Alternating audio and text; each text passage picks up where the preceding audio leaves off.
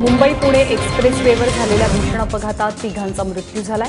सकाळी 8च्या दरम्यान खालापूर टोलनाक्याजवळ हा अपघात घडला। एक्सप्रेसवेच्या मुंबईकडे येणाऱ्या लेनवरती 4 गाड्या एकमेकांवरती धडकल्या। 2 ट्रेलर, 1 ट्रक आणि 1 कार अशा 4 वाहनांमध्ये हा अपघात घडला। यातील एका मोठ्या ट्रेलरवरती लोखंडी सळ्या होत्या, त्यामुळे चौघांचा मृत्यू झाला। 8 ते 10 प्रवासी जखमी असल्याचं कळतंय। अपघातातल्या मृतांची ओळख पटलेली नसली तरी पोलीस या संदर्भातला अधिक तपास करतायत। दरम्यान 4 तासांनी महामार्गावरची वाहतूक सुरळीत झाली आहे। मात्र मुंबईच्या दिशेने येणाऱ्या एका मार्गावरची एक लेन ही अजूनही बंदच आहे। नाताळच्या सुट्ट्या आणि पर्यटनाचा हंगाम सुरू असताना विमानं आणि धावपट्ट्या सुरक्षित आहेत का असा प्रश्न पडणारी एक घटना आज गोव्यात घडली।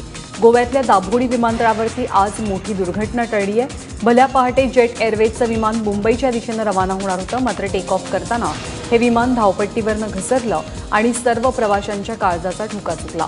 अपघातातल्या प्रत्यक्ष चित्रांमध्ये विमानाची चाकं पूर्णतः तुटलेली दिसतात। या विमानातले एकूण 154 प्रवासी प्रवास करत होते, त्यापैकी 8 ते 10 जणांना किरकोळ इजा झाल्याची माहिती मिळते आहे। शीना बोरा हत्या प्रकरणातील आरोपी इंद्राणी मुखर्जी एका दिवसासाठी कारागृहाबाहेर आली आहे। इंद्राणीच्या वडिलांचं निधन झालंय आणि त्यांच्या अंत्यविधीसाठी इंद्राणीला 1 दिवसांचा जामीन मिळालाय। वडिलांच्या अंतिम क्रियाकर्मासाठी मुलुंडच्या ब्राह्मण सेवा संघामध्ये इंद्राणी मुखर्जी पोहोचली होती आणि यावेळी कडेकोट पोलीस बंदोबस्तही तैनात होता। राज्यामध्ये थंडीचा जोर वाढू लागलाय। धुळ्यामध्ये आज 5.4 अंश सेल्सिअस इतक्या नीचांकी तापमानाची नोंद झाली। त्याखालोखाल नाशिकच्या निफाडमध्ये 6.4 अंश सेल्सिअस तापमान नोंदवण्यात आलंय। तर मालेगावमध्ये 8.2 अंश सेल्सिअस, तर मायानगरी मुंबईचा पाराही कमी आलेला आहे। 15.1 अंश सेल्सिअस इतकं तापमान मुंबईत आहे। त्यामुळे राज्यभरात तापमानाचा पारा घसरत असल्याचं चित्र आहे। नागपुरात मुख्यमंत्री देवेंद्र फडणवीसांना त्यांच्याच पक्षातल्या आमदारांनी टार्गेट करत गृह विभागावर गंभीर आरोपही केलेत। आमदार कृष्णा खोपडे यांच्या मुलाच्या बारमधील प्रकरणामध्ये तोडफोड प्रकरणामध्ये पोलिसांनी अतिरंजित कारवाई केल्याचा आरोप भाजप आमदारांनी केलाय। आमदारांनी पत्रकार परिषद घेऊन नागपूर पोलिसांच्या निपक्षपातीपणावरती विश्वास नसल्याचं म्हटलंय। त्यामुळे सरकारने या प्रकरणाची सीआयडी चौकशी करावी अशी मागणीही आमदारांनी केली आहे। 20 नोव्हेंबरच्या मध्यरात्री क्राऊड 7 बारमध्ये आमदार कृष्णा खोपडे यांचा मुलगा अभिलाष आणि त्याच्या मित्रांनी बारवाल्यासोबत वाद घालत तोडफोड केली। या घटनेच्या काही वेळानंतर खोपडे यांच्या मुलाचा मित्र शुभम महाकाळकरची हत्या झाली। मात्र पोलिसांनी खोपडे यांच्या दोनही मुलांसह त्यांच्या मित्रांविरोधात गुन्हा दाखल करून त्यांना अटक केली होती।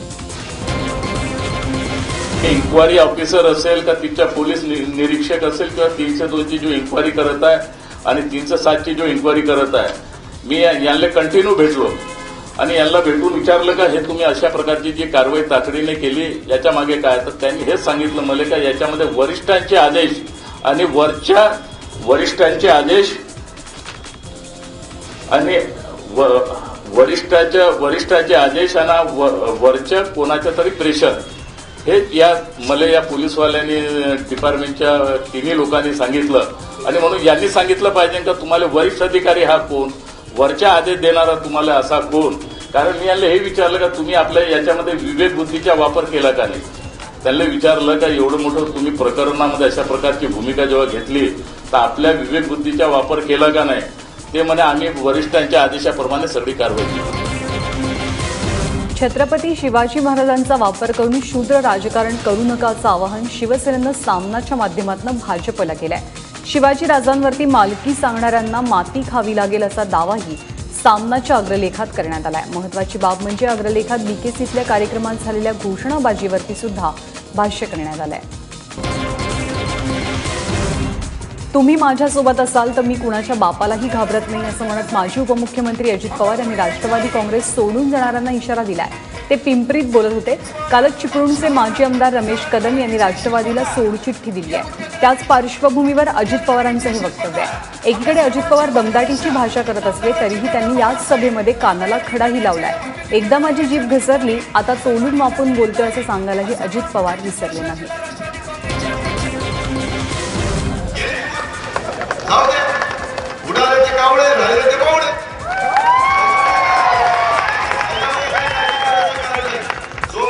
कार्यकर्ता हाडाचा माझ्या बरोबर आहे तोपर्यंत कुणाच्या बापाला घाबरत नाही। तुम्ही त्या ठिकाणी मनापासून साथ द्या की की आमचा जॅकेटवाला एक खासदार आहे तिथं, ती जॅकेट गाडी पुढे घेतोय आणि त्याला बारा केलं तर कोणी विचारत नव्हतं, इथं गड्याचा 0 वाढलाय, काय विचारतात बारावतीत वाढला कोणी विचारत नव्हतं गड्याला. पण ठीक आहे, त्याचा मान सन्मान त्याचा आदर मी करतो, नाहीतर लगेच बघा अजित पवार सरले. तिकडे विरारमध्ये फ्रीजच्या शॉर्ट सर्किटच्या धुरामुळे गुदमरून एका वृद्ध व्यक्तीचा मृत्यू झालाय. 84 वर्षीय हरिहर ईश्वर या वृद्धाचा यामध्ये मृत्यू ओढावला. ज्योती पाम इमारतीत रात्री ही घटना घडली. घरातली मंडळी बाहेरगावी असल्यानं हरिहर हे घरी एकटेच होते. दरम्यान विरार पोलीस स्थानकात अकस्मात मृत्यूची प्राथमिक नोंद करण्यात आली आहे. अभिनेता सलमान खान आज आपला 51वा वाढदिवस साजरा करत असून त्याच्या पनवेलच्या फार्म हाऊसवरती या निमित्तानं जंगी पार्टी करण्यात आली. या पार्टीमध्ये सलमानचा मित्रपरिवार उपस्थित होता. यामध्ये अभिनेत्री प्रीती झिंटा, हिमेश रेशमिया, नील नितीन मुकेश, सुशांत सिंग राजपूत, रेमो डिसूजा, बिपाशा बासू या सर्वांची उपस्थिती होती. सलमानच्या वाढदिवसानिमित्त त्याच्या बीइंग ह्युमन या ब्रँडचं ॲप लॉन्च होणार असल्याचं त्यानं सांगितलं. शिवाय सलमानच्या 51व्या वाढदिवसाच्या दिवशी बीइंग ह्युमनच्या खरेदीवर 51% सूट मिळणार असल्याची माहिती सुद्धा ट्विटरच्या माध्यमातून देण्यात आली आहे. आणि यानंतर बातमी एका होता टळलेल्या अपघाताची. दिल्ली एअरपोर्टवरती इंडिगो आणि स्पाइस जेटच्या विमानांची टक्कर होता टळलेली आहे. इंडिगोचं विमान लखनौ हे आलेलं होतं. यामध्ये 160 प्रवासी होते, तर हैदराबादवरून आलेल्या स्पाइस जेटच्या विमानात 187 प्रवासी होते. एअरपोर्ट ट्रॅफिक कंट्रोल रूमच्या मिसकम्युनिकेशनमुळे ही दुर्घटना होता टळल्याची माहिती देण्यात आली आहे.